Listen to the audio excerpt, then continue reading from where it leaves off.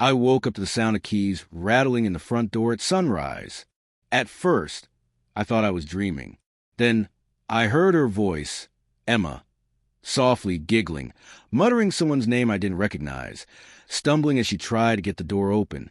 My chest tightened, a cold weight settling in my stomach. I didn't move. I didn't open the door. I just listened. The night had started like any other weekend. Emma had been buzzing with excitement, insisting I join her at a party she claimed was just a small get-together. I had work in the morning, so I hesitated, but she laughed, took my hand, and said, "Come on, it'll be fun. We need to spice things up a little." Something in the way she said it made me feel uneasy, but I let her coax me anyway. Once there, the party was lively. Laughter, music, alcohol. At first, everything seemed normal, but subtle things began gnawing at me. She kept checking her phone, ducking into corners, whispering with a man whose name I didn't know. I brushed it off as paranoia, convincing myself that I was imagining the intimacy in their gestures, the casual touches I had once shared with her myself. But then came the texts, subtle hints I accidentally glimpsed when she left her phone on the couch for a moment. A message preview flashing across the screen. "Can't wait to see you again tonight. No one has to know." My hands froze. My heart pounded. I wanted to believe it was nothing, a joke, a work-related message. But the unease, the gnawing pit in my stomach, refused to be ignored. The drive home was tense. Emma was unusually quiet, fiddling with her phone under the seat. I asked casually, "Everything okay?" She smiled, too bright, too fast. "Yeah, just tired from dancing," she said. But the tone didn't match her eyes. Something in her gaze avoided mine, fluttered elsewhere, and I felt that old, familiar tension building. When she left for another girls' night, a few nights later, my gut twisted every time her phone buzzed. I caught glimpses of conversations, her chuckles at messages I couldn't read, a warmth in her expressions I no longer felt directed at me. I questioned myself first.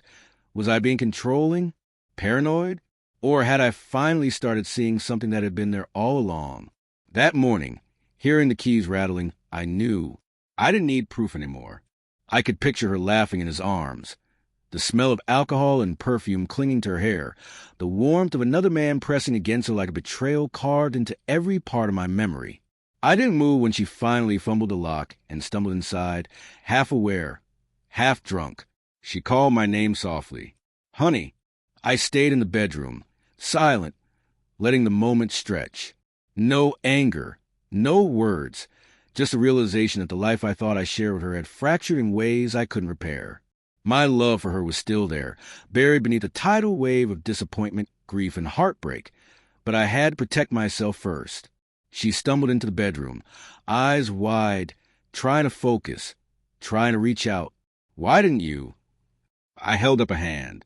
Silence. That silence said everything. My refusal to open the door wasn't cruelty. It wasn't punishment. It was recognition. Recognition that trust, once broken, cannot be forced back. Recognition that some boundaries, once crossed, demand action, not words.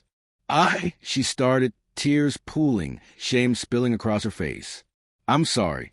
I didn't mean..." But her apologies fell flat. They couldn't erase the nights I had spent questioning myself, wondering why she smiled so easily at someone else, why her touch had felt distant, why I now saw traces of betrayal in every memory that once brought warmth. I remember the early mornings, the small gestures, the quiet laughter we shared over coffee. Now they felt like lies, evidence of a trust one had taken for granted. Love alone had not been enough. By the time she curled into the corner of the couch, sobbing quietly, I realized something. This wasn't just about her actions. It was about me reclaiming myself, my peace, my dignity.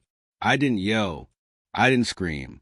I simply walked into the bedroom, packed a bag, and left a note on the table. "I loved you. I still do. But I cannot stay where I am not seen, not trusted. I need to find myself again." Walking out into the cool morning air, the first light of sunrise brushing the world in soft gold, I felt a strange clarity. Painful, yes, but real. Necessary. The heartbreak was mine to bear, but so was the strength I now carried. I don't know if she will understand the depth of the betrayal, or if she ever will, but I do know this. There are moments in life when love alone is not enough, when silence speaks louder than confrontation, when walking away is not defeat but survival. And in that survival, in that quiet reclaiming of myself, I found a first flicker of hope, the kind that comes only when you refuse to let someone else's choices define the limits of your heart. That sunrise, the one I didn't share with her, became my own. The world continued without her, but I began again, slowly, quietly, learning to trust myself first, to love myself again, and understand that some doors, once closed, remain closed not out of spite, but because they must.